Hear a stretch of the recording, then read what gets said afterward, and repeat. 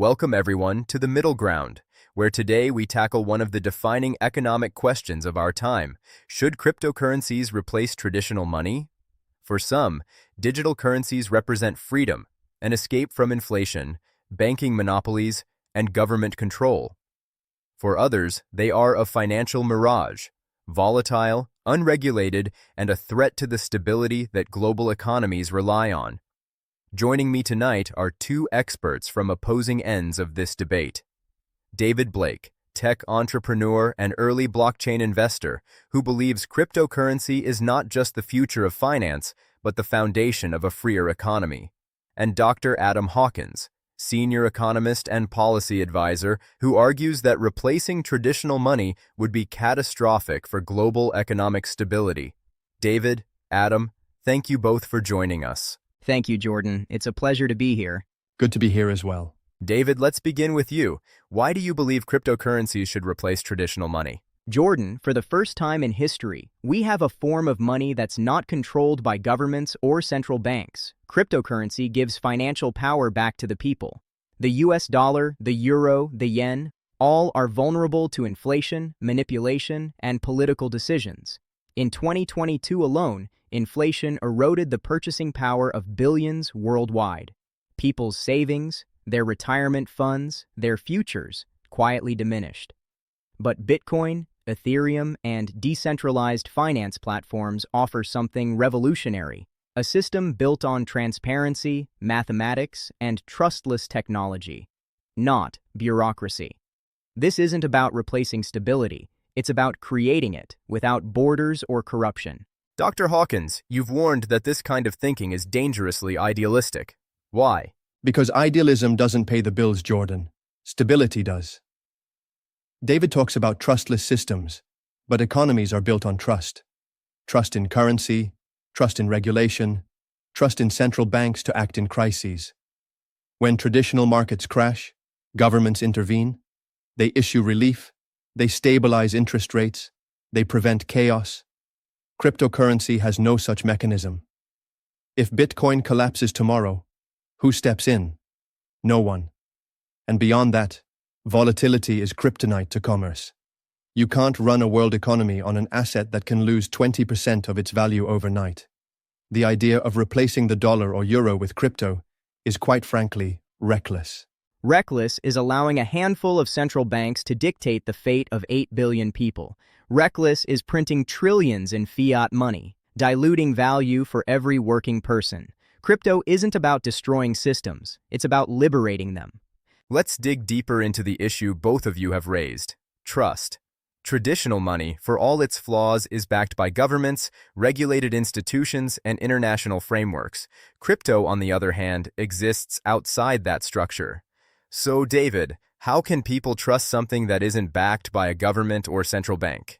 Because governments themselves have broken that trust, Jordan. Think about 2008, the financial crisis. Ordinary people lost their homes, their pensions, their jobs, and who was bailed out? The banks. The same institutions that caused the collapse were rescued by taxpayers. Crypto was born from that betrayal. It doesn't ask for your trust. It proves it mathematically. Every transaction is recorded on a public ledger, the blockchain, visible to anyone. There are no hidden deals, no secret printing presses, no overnight policy shifts that wipe out savings. Trust in crypto isn't given. It's earned through transparency. Transparency doesn't equal accountability, David. A blockchain ledger doesn't stop crime, corruption, or manipulation. It simply records it. And here's the hard truth. Money is not just about data or code. It's about confidence. Confidence that when you're paid today, your paycheck has value tomorrow. Confidence that when you save for your children's education, it won't disappear in a market crash. Crypto doesn't provide that confidence. It's not stable, it's not insured, and it's not accountable. Adam, fiat isn't stable either. The dollar has lost over 90% of its purchasing power in the last century. People living under hyperinflation in Venezuela, in Zimbabwe, don't trust their governments or their currencies. They already use crypto because it works better than broken systems. Let's pause on that, because that's an important point. Adam, in parts of the developing world, cryptocurrencies are indeed being used as a hedge against government failure. Doesn't that prove they have legitimate value as an alternative currency?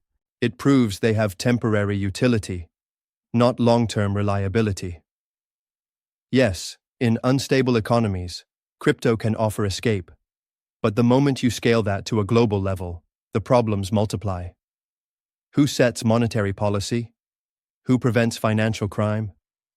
Who protects consumers when a $40 billion stablecoin collapses overnight, as we saw in 2022?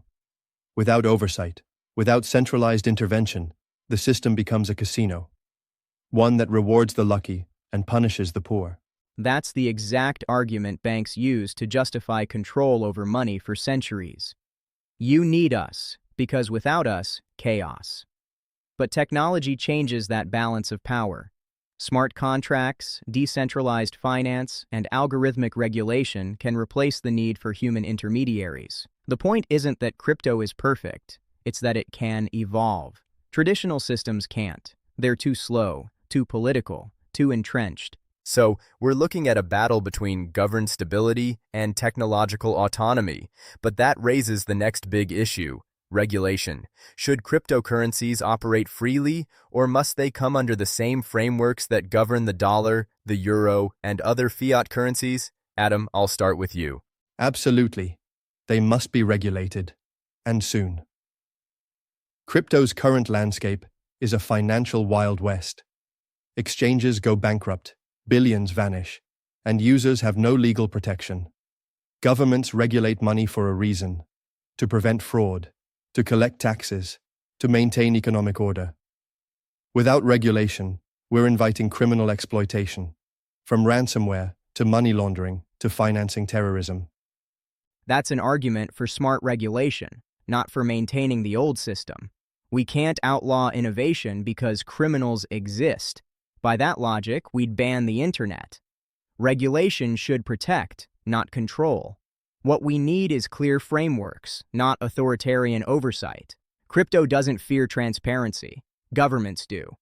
David, are you saying that regulation is necessary, but on the industry's terms, not the state's? Exactly. Governments can participate, but they shouldn't dominate. The world doesn't need 200 separate national currencies anymore. It needs one borderless system of value exchange, powered by people, not politics. Adam, last word in this segment. The world needs balance, not anarchy. A currency without accountability is a system without safety. Replacing traditional money entirely isn't liberation. It's financial Russian roulette. We've explored trust and regulation. Now let's move into what might be the core of this debate: economic stability. Adam, critics of traditional systems say central banks manipulate currencies, while crypto advocates argue digital assets are immune to government mismanagement. But can a decentralized, highly volatile asset truly underpin a stable global economy? The answer, Jordan, is simple. No. An economy runs on predictability. Businesses need to know costs tomorrow will match prices today. Governments need fiscal tools to manage recessions, inflation, and unemployment. If we replace traditional currencies with crypto, we eliminate monetary policy itself. No more interest rates. No more quantitative easing. No way to cool down an overheated economy or stimulate a stagnant one. Crypto might offer short-term freedom, but long-term it would mean surrendering control to algorithms that don't understand human reality. Adam, that's the very problem. Human control. Central banks shouldn't manipulate economies for political gain. Inflation, recessions, and bubbles are often human-made disasters. You say predictability, I say dependency. Dependency on a small group of policymakers who decide, behind closed doors, the value of our labor and savings. Crypto is transparent, programmatic, and incorruptible. Imagine a system where monetary supply adjusts algorithmically. No bailouts, no favoritism, no politics. That's a fantasy, David. Economic systems need flexibility, not rigidity. Algorithms can't respond to wars, pandemics, or humanitarian crises. And let's not ignore the elephant in the room: energy. Bitcoin alone consumes more electricity annually than entire nations. If we replace the dollar, the euro, the yuan, all with crypto, We would drown in carbon emissions. That's outdated data, Adam. The technology has evolved. Proof-of-stake models have reduced energy use by more than 99%. Ethereum's shift in 2022 was a landmark. Innovation solves problems faster than bureaucracy does.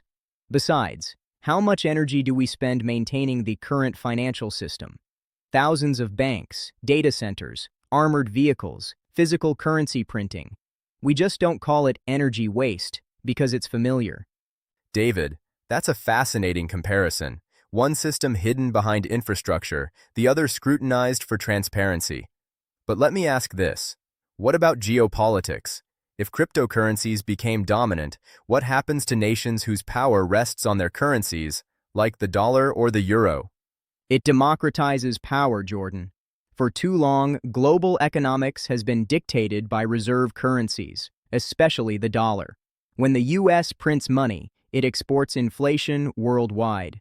Smaller nations pay the price for decisions they didn't make. A borderless currency breaks that monopoly. It levels the playing field. A farmer in Kenya, a developer in India, a designer in Brazil, they all transact on the same terms. That sounds noble, until you realize it erases sovereignty. Currencies aren't just economic tools. They're instruments of national identity and policy. A universal crypto system would concentrate power, not disperse it, into the hands of those who control mining, software updates, and platforms. We'd trade central banks for tech oligarchs. That's why decentralization matters. No single entity controls the blockchain. Governance is open source, distributed, and community-driven. David, you know that's not true in practice. The top 1% of wallets control over 80% of Bitcoin's supply. That's not decentralization, it's digital feudalism. Strong words, Dr. Hawkins. David, quick response? Yes, early adopters always hold more, but that changes with time. Just like early investors once held most of the world's stocks. The internet was once elitist too. Now it's universal. Crypto will follow the same path. We're coming to the end of tonight's debate. It's been spirited, deeply informed, and, I think we can all agree, crucial to understanding the crossroads the world now faces. Let's hear final remarks from each of our guests. David, your closing statement, please. Thank you, Jordan. We stand at the dawn of a financial revolution, one not driven by ideology or politics, but by technology and necessity. Every generation inherits systems built by the last. But when those systems begin to fail, when inflation becomes normal, when banks profit while people struggle, it's our duty to ask, can we do better? Cryptocurrency isn't a perfect answer, but it's a beginning. It's the first serious attempt to rebuild trust in money, not through government promises, but through math, code, and collective verification. We have the tools to build a fairer, borderless, and more inclusive economy. The question isn't whether crypto will replace traditional money. It's whether we'll have the courage to let it. Thank you, David. Dr. Hawkins, your final word. Thank you, Jordan. Every few decades, humanity discovers a new tool and calls it progress. But progress isn't just invention, it's wisdom in how we use it. Cryptocurrency is ingenious, yes, but replacing traditional money with it would be reckless. Money is not just a medium of exchange, it's the glue that holds societies together.